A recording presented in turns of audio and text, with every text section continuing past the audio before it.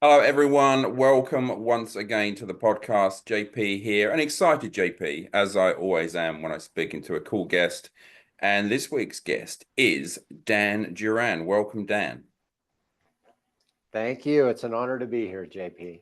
I appreciate being Now, here. currently, you are the vice president of Lionel University Global. So that you're teaching, you're basically in charge of people learning exercise science at degree level. Is that correct? Uh, sort of. So Oh, there's more to it. Lionel, Right, tell me about yeah, that first. yeah. I'll try to keep it high level, but Lionel University has been in existence since 1988. It was originally the ISSA College of Exercise Science, and it renamed and rebranded a couple of years ago. So we've been around a long time. We have degrees in an associate's degree, a bachelor's degree, and a master's degree in exercise science with specializations in the master's program in fitness and the fitness industry and health clubs, sports and performance, as well as corporate wellness. So it's a well-established university and an accredited university. What we've just launched is the global component, Lionel University Global. And global is really going to be focused on the personal training industry, specifically offering non-accredited or non-credit bearing education, like certified personal trainer specializations and very focused education that can also be converted over to credit bearing to convert into a degree. So I'm here really to add more professionalism to the space, add education to the space, and to really impress upon all the FitPros out there the importance of continuing and ongoing education up to and including degree programs. Wow. Okay, that's good because that enhances my understanding of that as well. And I had no idea it was ISSA. So It thank you used to be, yeah. for taking like, all the blinkers off and letting me understand that. Now, they've got the right man because obviously you have so much experience in so many roles in educating globally because you're an international presenter and you've held, vice president positions at different global organizations. So you've grown businesses both in terms of nationally and internationally already. We met through your role in PTA Global, which was bought out by NASM. When you were flogging yourself back then. You were traveling the world Yeah, constantly, bringing education and that name PTA Global pretty much to the whole world. I saw you all across Asia and Arabia, for want of a better term, all across America. You were working some serious hours in those days, right? oh yeah. There was a stretch there for a couple of years where I averaged 1.5 to 2 international trips per month. I think I went Mm, 10 times to China alone. And so, yeah, I ended up in, I think, 11 countries overall outside the US eventually, and many of them several times. yeah, yeah. Yeah. You've you've done your time in that role, and then I want to kind of reverse all the way back and go, okay, then. So you've had this career, which we're going to talk more of, but before that career, you had a career too. Like we share this kind of Yeah. thing of Yeah. living a life and then living a second life, and feeling Yeah. very blessed to have done so. But you were in law enforcement back in the day. Correct. Yeah. I think of it as chapter one and two, and I'm really hoping there aren't too many chapters in this book. But yeah, chapter one was 22 years state service for the state of California. And I worked in law enforcement, and eventually, when I retired, I was at a captain level, we call it here in the U.S., and I was responsible for overseeing all of the training. Uh, there's that training piece, right? For all of the officers statewide, and I had about 200 instructors that I had to keep trained or brought in and trained, whether it was self-defense, firearms, driving skills, fitness. I ran our police academy. I was the director of the police academy, and I taught at it. And so it was kind of a train the trainer role, as well as teaching directly to what we called cadets, but brand new up and coming officers.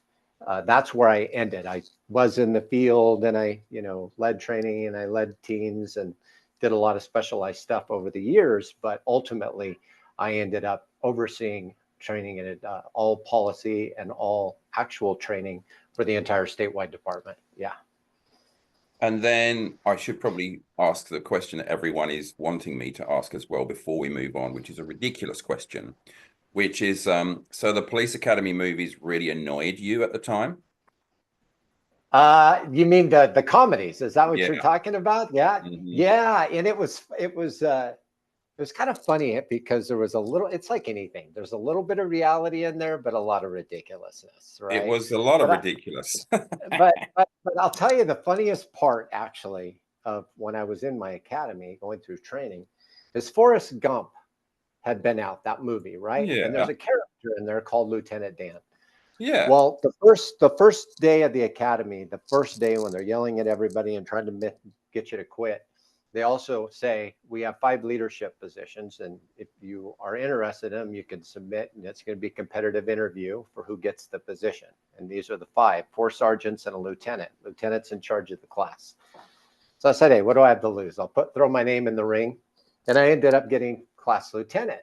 And there was a guy in my class that all 7 months, he'd be like, Lieutenant Dan, and he'd say that. And I'm like, and I thought, why is this guy doing? I had never seen Forrest Gump. It wasn't until I graduated and wearing a badge one day, I watched Forrest Gump, and I'm like, now I get it.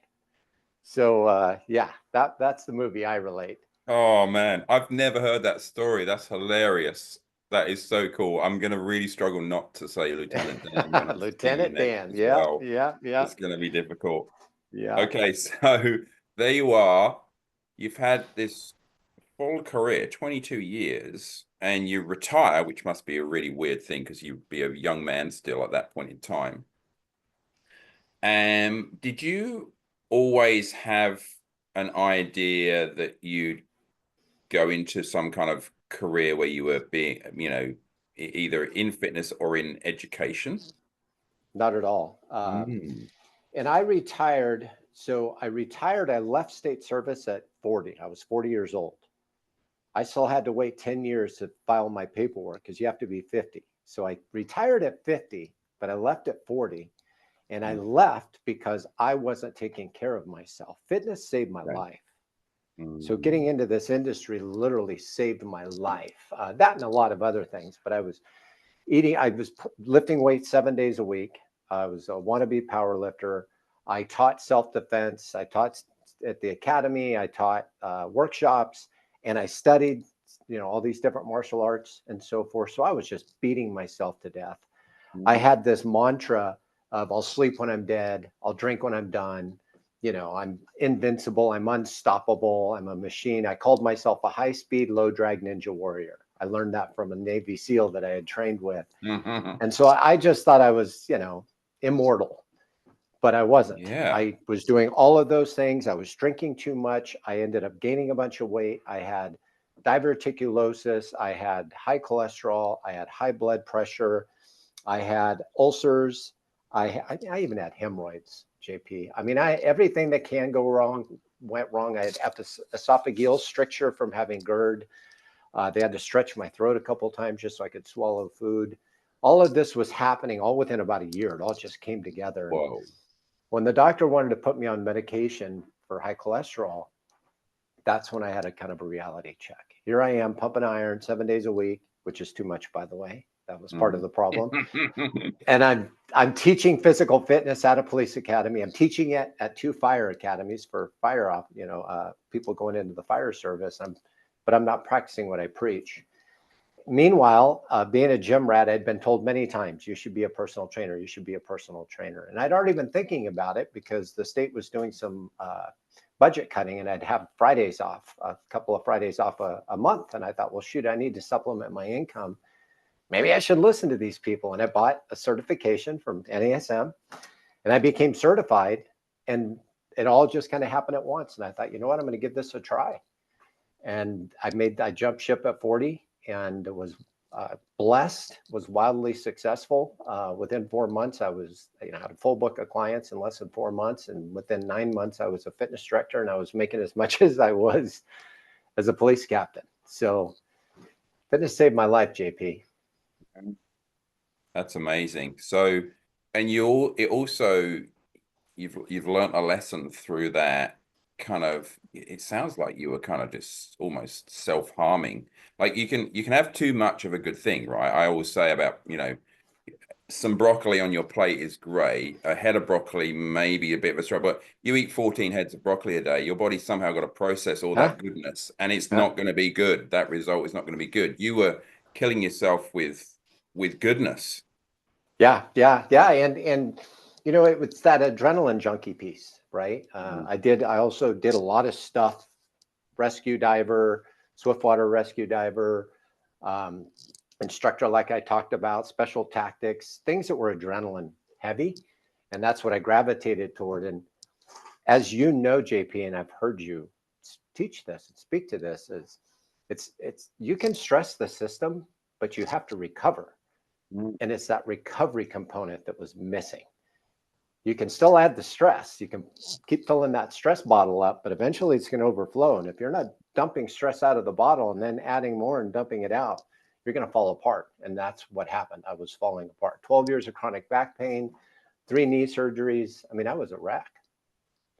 That's incredible. What a story. Again, it's a part that we've never gone into before. So I'm very grateful that I've asked you about that. And there's such a Yeah. lesson in there for those people, because I think, I don't want to talk about young and old, but genuinely, young bodies let you get away with too much, and Yes. old bodies let you get away with too little. So unfortunately, the lesson isn't, you can't pick up the lesson necessarily from your body early on, because it lets you get away with things because everything's fresh and new. And Yeah. so you get away with abusing up to a point, and then suddenly the body goes, oh, that's you've kind of reached your limit in all those things. Yeah. You reached the limit in so many systems that they all kind of collapsed at once, which, you get these very big hints from the body that it's all too much. So yeah, what a story, right? Please listen, everyone, especially you guys that are thrashing yourselves continuously and Yeah. think that recovery is something you do when you die. It's really good to be able to do those things when you're 50 and when you're 60 and when you're 70. It's less good to have to give up all of those things because you've done too much right now. It's a huge lesson, and you're the perfect you're the perfect example of that. I should really bring in now the anvils, because you're kind of you're an interesting one in that you kind of like self-punishment, but now you've got Yeah. kind of more of a healthier form of self-punishment in the anvils, or what a lot of people would know as Ironmans. I'm just going to move straight to the more extreme stuff. An Ironman is one thing, but we were last talking about this, we were talking about you doing a triple anvil. That's the triple Yeah. the distance of an Ironman, but all at once. You don't do, 3 in a row. You do the entire swim in one block, the entire bike in one. And then after that, you went and did the Quinn, which, like, Yeah.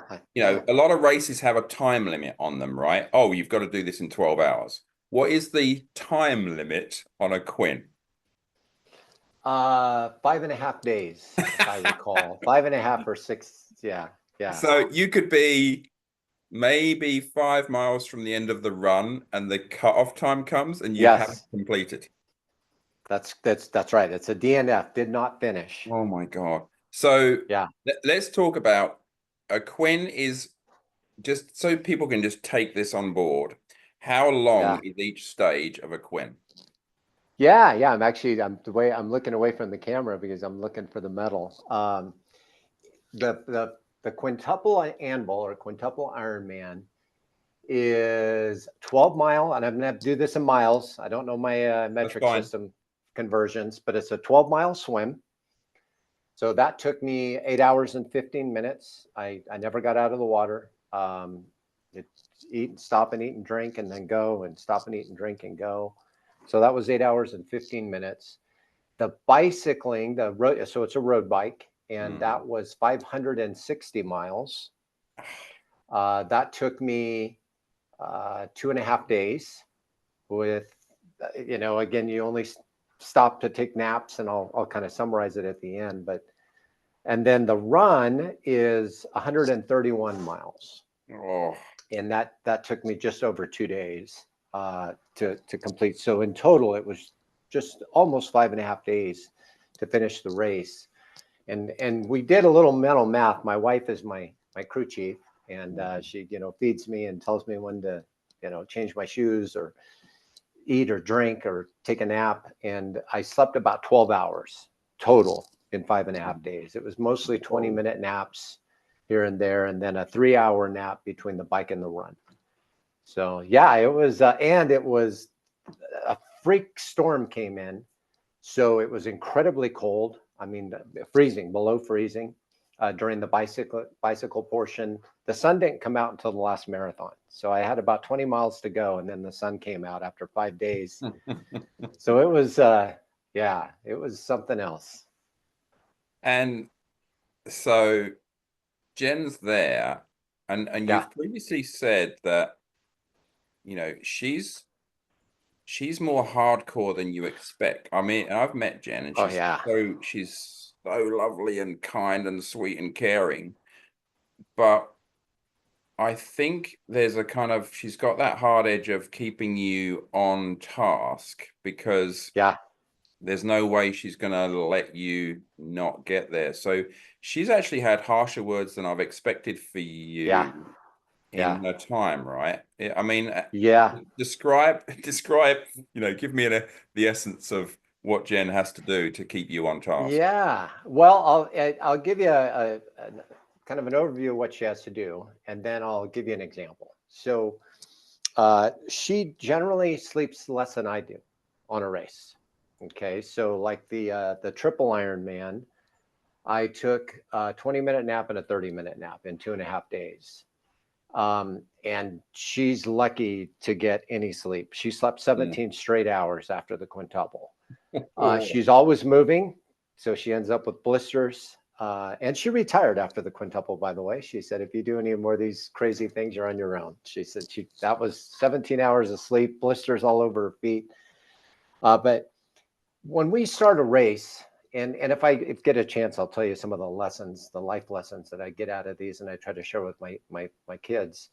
But when we start a race, we have a rule that I say, and that is, no matter what, you do not let me stop moving.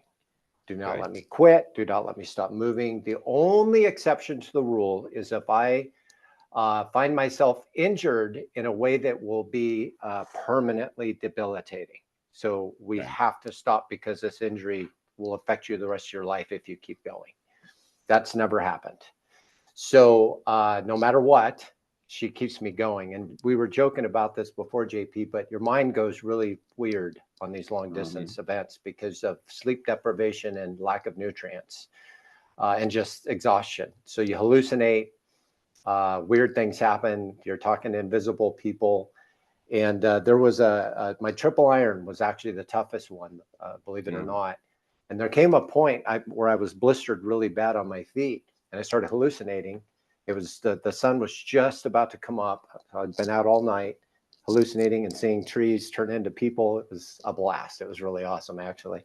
But in my mind, my feet ended at the end of my fib. So the tibia and fibula is what I was walking on. I had no feet, and they were bleeding on the pavement. So I was kind of chunking along on these bones and bleeding on the asphalt.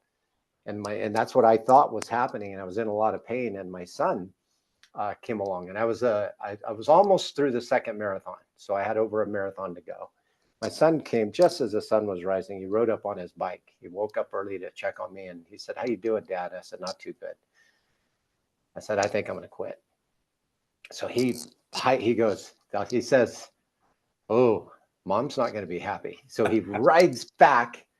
My wife had just laid down to take a nap. He wakes her up. Dad's going to quit. By the time I got back to the aid station there where you do your loop, she was livid, and started laying into me about, I'm out here not getting any sleep, and you've been training all this time, and you're not going to quit, and come in here, get in the tent. I'm going to switch your shoes. So she As she's changing out my shoes, she tells me about this other athlete who we love, and they call him Taz for Tasmanian Devil. And she says, Taz is out there lancing his blisters. They're full of blood, and he's doing it for you, Dan. He's lancing blisters so that you can go farther. And I started crying. I'm like, oh my God, Taz is bleeding for me. She says, yes, he's bleeding for you. So get your beep up and get your beep out there. And she almost kicked me in the butt, changed my shoes, pushed me out the door, and I finished that race. Mm. Yeah. Yeah, that's full. That's tough love. Yeah, that's tough love. That's just one example. There was a few. Yeah. And you've told me in the past you start a race kind of looking forward to the hallucinations. Is it just because you're just wondering what you're going to see? It's not so much. Yeah, it's the hallucinations, but it's funny. One of the things I do now, and I've done for the last couple of years, is I'm a chairman for the Rex Roundtables for Leaders. Different story, but I'm wearing the shirt today because I had a meeting with them today. And one of the activities I led them through was, what's unique about you? And what I surmised about myself is I have a very high tolerance for stress and pain and discomfort. And I actually seek it out, not because I enjoy it, but because I enjoy overcoming it. Mm-hmm. And so what I enjoy about those, and I still compete in long distance marathon, ultra running in the mountains every summer. I do 2 or 3, and they're hard. They're really hard and they're painful. But I look forward to pushing myself mentally and physically to the point where a lot of people would say, I can't do this, and then overcoming it and finishing it. And so in 14 years of racing, triathlons and ultra endurance events, I've never DNF'd. I've never not completed what I started. Many times right at the with minutes to spare, more than once, but I've never quit. So I look forward to the pain, the hallucinations, the challenges, the frustrations, because I know that I can overcome them. Because every time you overcome something like that in a controlled environment where you're actually safe and there's people around, then imagine what you can overcome in life when it's an uncontrolled environment and you're on your own. It builds confidence. I was speaking to a client recently. I do mindset coaching as well as the other stuff, the education. And I was saying that I think we grow enormously from the challenges that we choose. It's not, and it's because they are choices. So, for example, you can have them just come out of nowhere and hit you in the face and knock you over, and you still grow. Losing my mum came knocked me over. I had to pick myself up. It wasn't one that I chose, and it would be something that I would never choose. But did I grow from that? Oh, it was a life-changing event in terms of my personal growth. It's not one that I would choose. But other times in my life, I've chosen challenges that I knew would be very difficult in order to grow, take myself to that next level, right? So I think there's something to be said for choosing your challenges before some challenges decide to choose you. Yeah, 100%. And they need to be just that, challenging. It's not, pick your battles and only the ones you can win. Make sure there are things that could be difficult. And it doesn't have to be physical. For me, it's very physical. That's how I'm wired. It could be getting in another degree, getting a bachelor's degree, when you're 40 years old. It could be getting a master's degree. It could be, anything that you set your mind to that you say, you know what, part of me thinks I can't do this, but the deeper part of me says, yes, you can. Don't quit. No matter what, one foot in front of the other, relentless forward progress is what I call it. You just don't quit. And as long as you don't quit, you're going to get there. So choose your battle, make it a tough one, and take it on, head on. And if you don't succeed, try it again. I did a video recently because it was the start of January and everyone's kind of going, setting their goals for the year. And I did a video about not setting goals, because what I think most people do is they set them for the person that they are now, not the person they want to become. So they never set big enough, scary enough kind of goals. So Yeah, don't go about setting goals, because for me, you are personally limiting yourself, right? So, go after things, set your sights on things that you're not sure that you can do. And yes, you've obviously done that. But I guess, how do we help people? Here's a question for you. How do we help those people that just, they do that? They're setting those challenges and they're not sure if they can do it. And that particular year, they don't quite get there. How would you, because I'm sure people that have had that, are like, oh yeah, I'm doing that, I've done the training, I'm going to be able to do that. And then they just fall short. Let's say in a physical event, for example, they do DNF. What do you do? How do you help those people? Because you're someone who's, you've got a clean record so far, right? So what yeah. have you thought about it for yourself as well? Like, what if one day I do set the stakes too high? Yeah, no, that's a really good question, and it happens in every event. The one of the toughest races I did was a double Ironman. The second time I did one, and it was because of the heat and the elevation and the bike climbing, etc. But it was exhausting. 17 of us started that race, and only 5 finished. Yeah, So there wow. was 12 people that dropped out because of the heat primarily. So it's not uncommon. But I think, you go into these big challenges knowing that there's a chance you're not going to finish it. But the fact that you even lined up on the starting line is the win.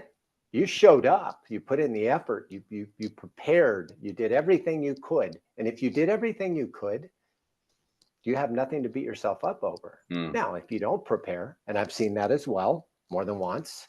One person did a double Ironman and had never ridden a bike. I don't know why they let him in there. He didn't know how to shift the gears on the bike. He ended up not finishing.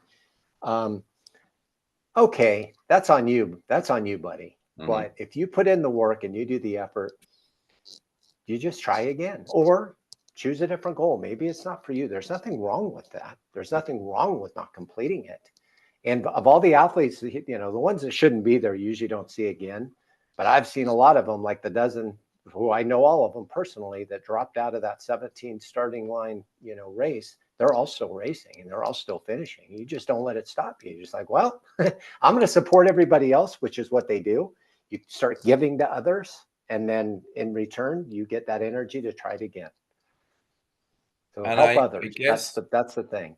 there's that lesson for them as well. It's just like, if you can train for something like that, go through the grueling effort that requires, DNF, and still then continue. Like, I just look at that and go, wow, you're even more impressive and bulletproof Yeah. than you were had you not have DNF. Like that, Yeah. isn't that crazy? Like, Yeah. we're saying that effectively what initially they may look at themselves and go, I failed at something. It's actually not in the falling short in one particular thing. It's actually in your response to that afterwards that decides whether you're a success or a failure. Yeah, and there's, I would say it's a small community. There, as you can imagine, there aren't a lot of people. When I did the quintuple, there were only 5 of us, and surprisingly, all 5 of us finished. So there aren't a lot of people signing up for these things, right?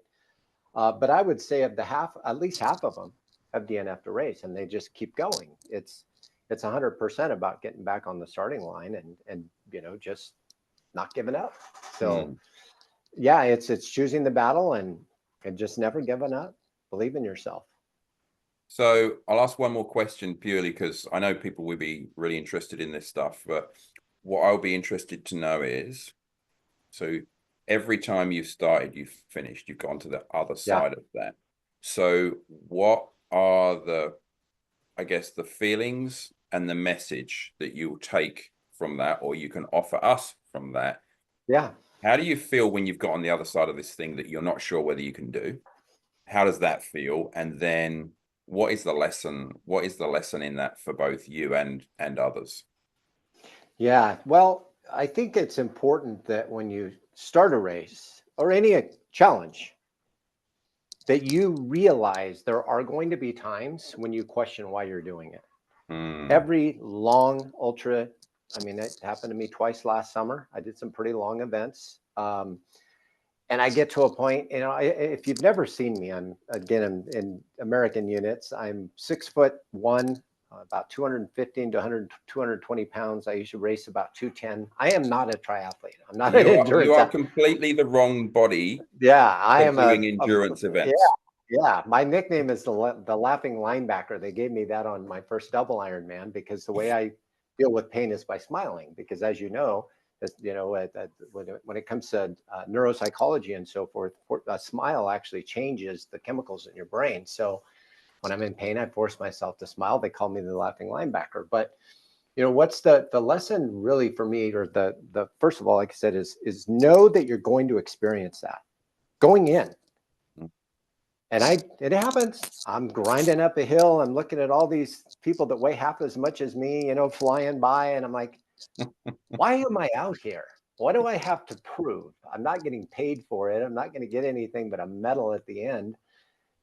And then I have to reset and go, I'm doing it because it's hard and I want to do hard things. And you just know that it's going to happen and that it's normal. But the lesson here, and I usually have it, you know, if I know I'm going to be talking about this or if I'm giving a presentation on it, I write it out. But going from memory here, anything is possible. Okay, anything is possible. And these are the life lessons that I hope my son takes away from being at all my races. Since he was a little kid to a teenager. Anything is possible. A 220-pound, 6'1" football player can do a quintuple Ironman. Anything is possible. Number two, make a plan. You have to have a plan. In this case, it's a training plan. Build out a training plan. How am I going to get there? How am I going to, it's a periodization model. How am I going to do this? Have a plan. Number three, be willing to change the plan because life never lets you do what's planned. So be willing to edit and modify and take a rest week here when you thought you were going to do a build week and, you know, change up the exercise, or suddenly I'm sick, or suddenly I have to travel for work. Be willing to change the plan, but don't change the outcome. I'm going to complete this thing. Most important, number four, ask for help. No matter what you're trying to do in life, don't try to take it on by yourself. Ask for help. And more importantly, number five, listen to what your help tells you. So when my wife says you need to eat, and I say I don't want to, I'm going to fail. I have to listen to the help that says you have to eat or you're going to drop. Yes, ma'am. Listen to what, don't ask for help if you're not going to listen to them. And not asking for help is the first mistake. Ask for help, listen to their help. If you do all those things, the last thing is never give up. Just don't. And that's something I brought with me from my law enforcement days, but ultra athletes aren't all law enforcement people, but it's you just never stop fighting. You never, ever give up. If you follow those steps, anything is possible. So I think the never give up thing is really interesting because, you know, if you look at whether it be a quintuple Ironman or just hard times in life, there's those two voices in your brain, and the first voice is saying stop, and the second voice is saying keep going, and it's which one you listen to at the time, right? As to like which one gains dominance, because they're always going to be there. And I think they're always going to be there with small things and big things, and you know, life in general, and maybe sometimes we hear the stop a little bit more loudly than the keep going, and in fact most times you might hear that. So it's like you've really got to attune yourself, haven't you, to go, or actually it's the keep going is my friend. Well, and it's human psychology, and I don't profess to be an expert in that. In fact, you had Bobby Capuccio on as a guest. That man is an expert in it. But people are much more motivated to avoid pain than they are to seek pleasure. So the avoidance of pain is a much bigger deterrent than the seeking of pleasure, it encourages you. So that's exactly why it often seems easier to just avoid it or say no or say stop. But we've all heard the expression, but did it kill you? If it's not going to kill you, why do you have to stop? You know, we don't, did it kill you? Is it going to kill you? Yeah. No? Then press on, man. Keep going. Yeah. Like Mr. Chow in the Hangover movies. Did you die? Did you die? Exactly. Exactly. Yeah, you know, that's really it. And that's handling stress, JP. I've done a couple of keynotes on resilience and leadership. And one of the things I talk about is how you respond to stress. And, you know, I'm usually in this scenarios, I'm talking to gym owners and leaders in the health and fitness industry. And having been in a world where life and death situations do occur, you have to just kind of create this little matrix and remind yourself, is someone going to die or could somebody die? If the answer is yes, then you better move fast. You've got to assess, you've got to respond, you've got to deal with things. Somebody has a heart attack in the jacuzzi at the gym that you're working at, which happens. You've got to respond. I mean, immediately. Other than somebody dying, there's no need to freak out. Take a breath, think about it, assess, formulate a plan, reassess, formulate a plan, act. There's nothing in life that's worth getting all flipped out about unless human life is at stake. That's the way I view stress. Yeah. So from that point of view, that means that stress is limited to a very tiny percentage of your overall existence. 100%, 100%. Everything else is just mental gymnastics of us looking at the worst case scenario, or I should have done this, or I should have done that, or this might happen, or that might happen. You're wasting energy, man. Yeah. Focus on the next step. Put one foot in front of the other. Keep moving forward. Reassess, act, reassess, act. But there's no need to blindly get emotional and freak out over things unless it's life and death.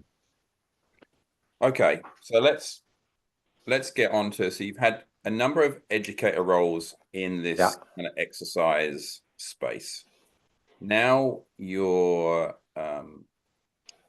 heading up part of a university which wants to connect. It's almost like it's like a connection, that bridge between the industry, the working industry of fitness, and then university education. And there you are building that bridge with that. Yep. What I'm interested to talk about now, I've got this hobby horse about, you know, the longer I've been in an education role, the more I've realized that exercise is only part of the reason we're successful at exercise. And you have to look at that kind of mental, emotional world, all the other systems of the body, and go, wow, okay, then if we want to get better results in exercise, then we've got to also look at all these other things. How have you seen the industry moving in that kind of direction, or is it moving that way fast enough? Because for me, I feel like it's still like, oh, you're not getting strong, we'll do more of the exercise things. Don't look at, you know, your lymphatic system, your emotional state, you know, how much stress you're handling, you know, what it is that you're putting in your mouth on a regular basis, the environments that you occupy, you know, do you go barefoot enough, you know, all these other things that you can use to boost physical, not just performance, but physical results. Yeah. So where is the industry from your point of view, and specifically, I guess, in the education that you're doing? Whereabouts are we with all of that, in your opinion? You know, you nailed it, John, and it's been, and I don't necessarily want to call it a pendulum. There's a lot of pendulum in our industry. So we started in strength and conditioning, bodybuilding, powerlifting type exercise workouts back in the 80s. Personal trainers were the biggest and, you know, most fit men and women, completely uncertified in a gym, and they became personal trainers, and everybody was training like a bodybuilder. Yeah. Enter, you know, 2015 to 2020, even 2010 to 2020, all the new tools and apparatus and balance, and, you know, the Viper and the suspension trainer and what we call non-traditional training equipment was all the rage. And strength and conditioning was no longer the rage. And now we're seeing it actually come back. Strength and conditioning is, at least in the United States, They're pulling out treadmills. They're actually pulling out spin rooms and putting in more strength and conditioning equipment, and Pilates is coming back. So it's like this pendulum. I wouldn't associate what we're seeing now with this pendulum as far as recovery and biofeedback, all of the things that we're entering into now. I think it's long overdue. So I actually started in education, little plug for FitPro, back in 2010 or 2011. I became associated with Rodney Korn and some of the co-founders of PTA Global. He was my mentor, worked out at the gym I was in charge of. And those men and women back in 2009 put together education that addressed everything you just talked about, John. Stress, recovery, heart rate variability, cortisol, all of those things, play, the power of play and laughter and enjoying a workout versus punishing yourself. The industry wasn't ready for it. I'll never forget when I went full-time with PTA Global in 2014, one of the co-founders, Scott Hups, saying, mate, I tried selling PTA Global for 3 years. The industry's not ready for it. And he was right. The industry was not ready to listen. Fast forward 10 years later, suddenly we're talking about recovery. Suddenly, everybody's watch is measuring heart rate variability and sleep. Everybody's watch is doing the stuff we were talking about back when it was brand new. So I welcome it, and I'm happy. I'm a huge biofeedback person. I wear a $1,000 watch right now because it tracks everything. If I train people, they must wear a wearable that tracks all of those things. It's non-negotiable. So I think we're headed in a great place. So that's the biofeedback component, but as well as the mental capacity. COVID really brought to the surface, the lack of education and respect for and understanding for mental wellness, mental health. Granted, it made things a bit worse, but in the words of Peter Twist, or Brian Grasso, not Twist, you just had Twist, it was Brian Grasso, another guy you need to talk to. The pandemic didn't cause problems, it exposed them. And so what happened is we weren't doing a good enough job in our industry addressing mental health, wellness, overall wellness as a whole, everything that person brings to the gym when they come to see or to work out versus just the inside, right? The physical component. It brought it to the surface, and we would have been much better prepared if we'd embraced all of this technology and education years ago, but we didn't. Now we are. That is what we're looking at. That is what we're delivering. So I'm right in the middle right now of building a brand new certified personal trainer course, and it's heavy on communication. It's heavy on biofeedback. It's heavy on mental health and the benefits of exercise and how they affect mental health, because that's where we need to be. And that's where I needed to be, 15 years ago when I was killing myself with exercise. So I think we're headed in a great direction. I don't think it's a pendulum. I don't see it swinging back the other way in that sense. I'm very happy to see that we're embracing those things and creating education around it. Yeah. I mean, to use a classic PTA Global quote, is like, we need to know that we are training human beings, not human bodies. And that's 100%. That's a really important thing. You talked about communication, you just gave it a mention there. And that was something that I know when I came out of my original certification, what I realized was that I think I'd learned and used everything that was in my certification. I just threw everything at every client. Like I was gonna make sure that I tried to help them in as many different ways as possible. However, what I realized was that maybe 50% of the course maybe should have been dedicated to how do you speak to humans, because I think a lot of us, especially if you're fit, if you're just fit, healthy, you can do all the things in the gym, and then you can teach all the things in the gym, that's enough. And then what seems to be missing a lot of the time is how can you connect with other human beings? Because actually, I was just lucky, and I'm sure you were too, given that the story you've told me, is that I was just able to do that. So I was really lucky because I came out of my certification already having people skills. Whereas I think so much of the job, 50% of the job, I would estimate, is actually being able to connect with other human beings. So what do you say to that? I agree. Gosh, there's so many things I could speak to on that, but I'll give you an example. When I was a fitness director, I was still young in my career, but I had already learned a lot and had some years under my belt. I remember somebody coming, I think it was some type of an interview. Somebody was interviewing me, and they said, if you could go back and get a degree in any topic that would make you better at what you do right now, what would that degree be in? And I said, psychology, hands down, psychology. Neck up fitness. Training from the neck up is the biggest challenge. Training from the neck down is just science. If you study and you do your reading and you have an understanding of the body and all the systems in the body, you can get, you're always limited by age and genetics and all that, but you can get some amazing adaptations in the body. The hard part is from the head up, is the neck up. And again, a plug for Bobby, who put together all of the content on the behavioral component of interacting with a client or a prospective client 15 years ago that nobody was willing to listen to, is really rearing its head right now. And it is by far the most important component. And a fun fact, so when I got into personal training, I told you what my background was.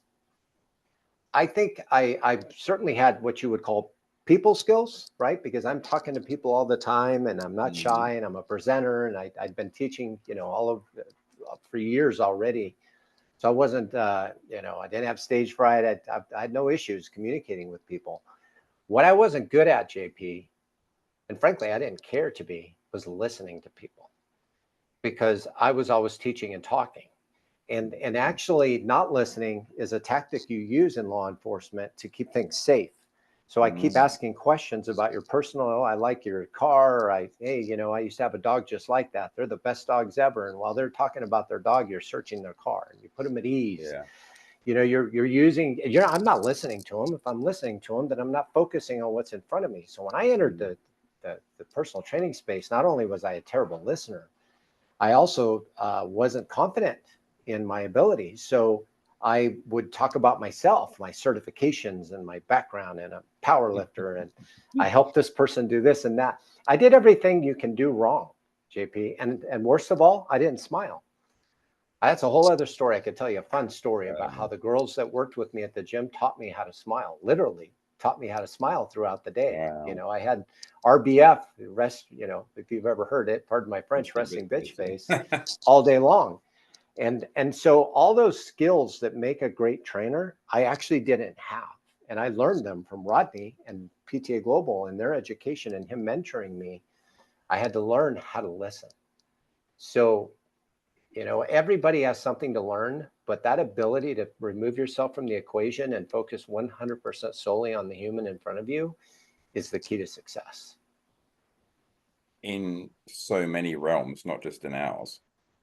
Yeah, 100%, 100%. Leadership. That's what what I've gravitated toward over the years, and why I'm a part of Rex, and is, helping people become better leaders. And that is what leadership is all about, is putting others before you. It truly is. It's not about me, it's about you. And if it's not about, what can I make people do, or them making me look good, it's more of how can I help them do outstanding work? How can I get behind them and give them all the tools they need as they're reaching for them? That's a good leader. So 100%, it's about taking yourself out of the equation and focusing on those around you. That's going to bring not only great results, but great happiness. And the irony being is that doesn't mean you can't talk about yourself, your life, or share some stories. But for me, it's always like, is this story helpful to them? That's the kind of thing that I have in my mind first. Am I just going to talk about myself?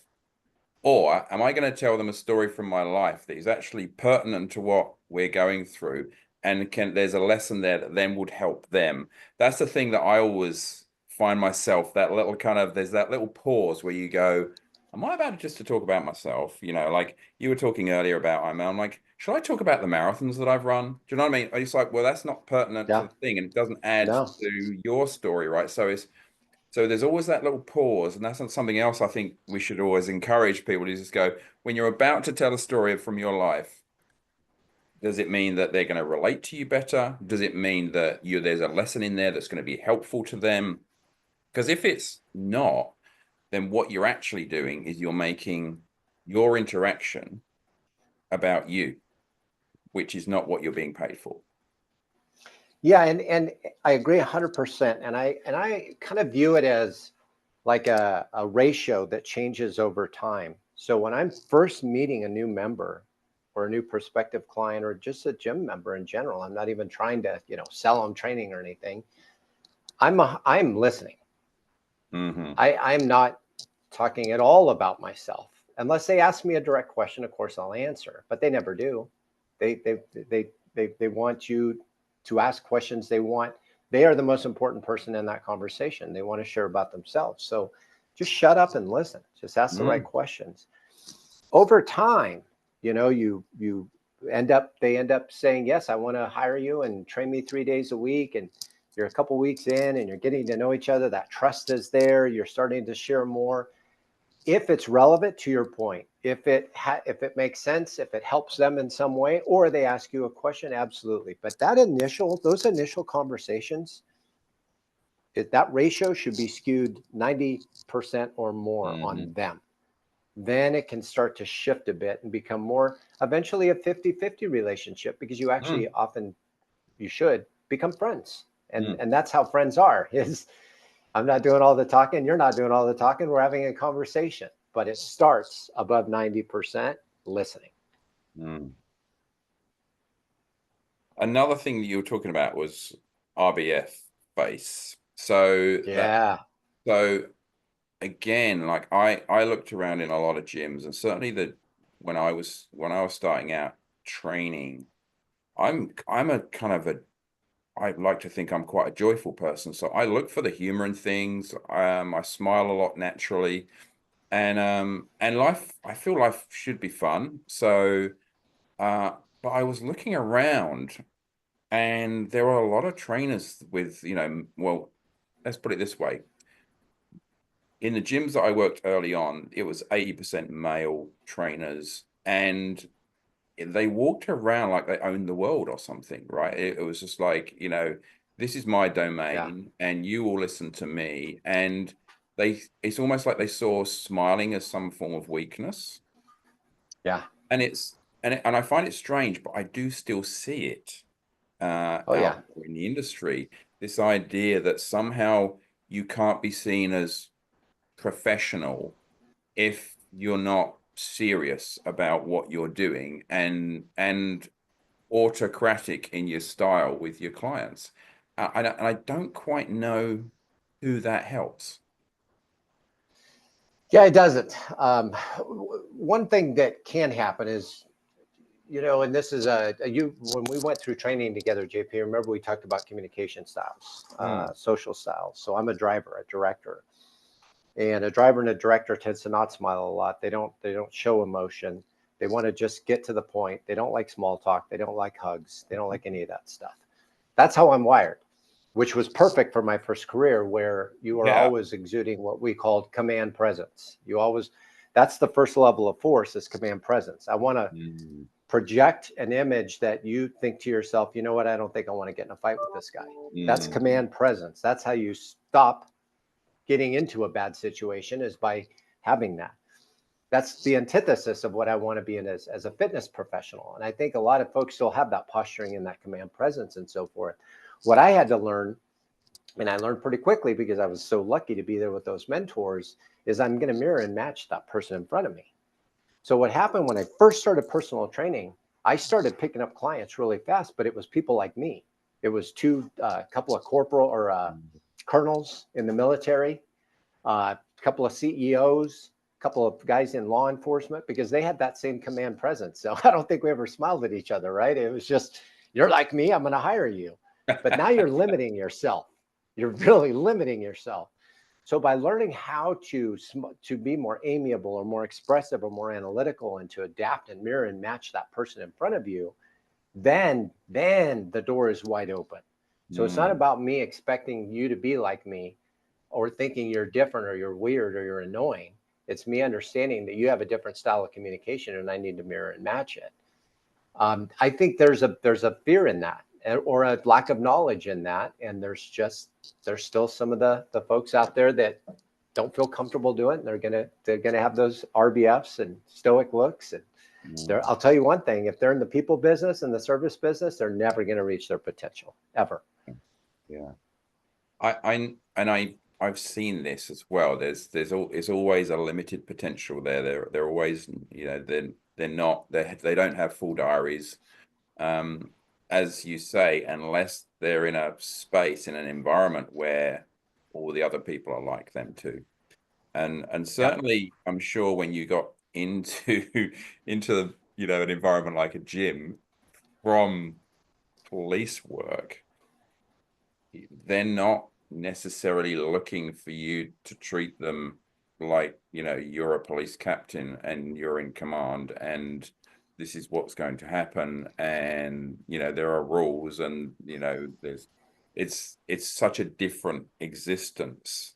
Yeah. That I feel that I was talking about this just recently, and it was one of those things. It's like when it first came along, there was bodybuilding, but then there were ex-army, you know, physical training instructors that they came out and they started boot camps, and boot camp is an Yeah. army term. And then boot camp came along, and then they were in charge, and you did what they say, and you ended up, you know, somehow being as fit as them.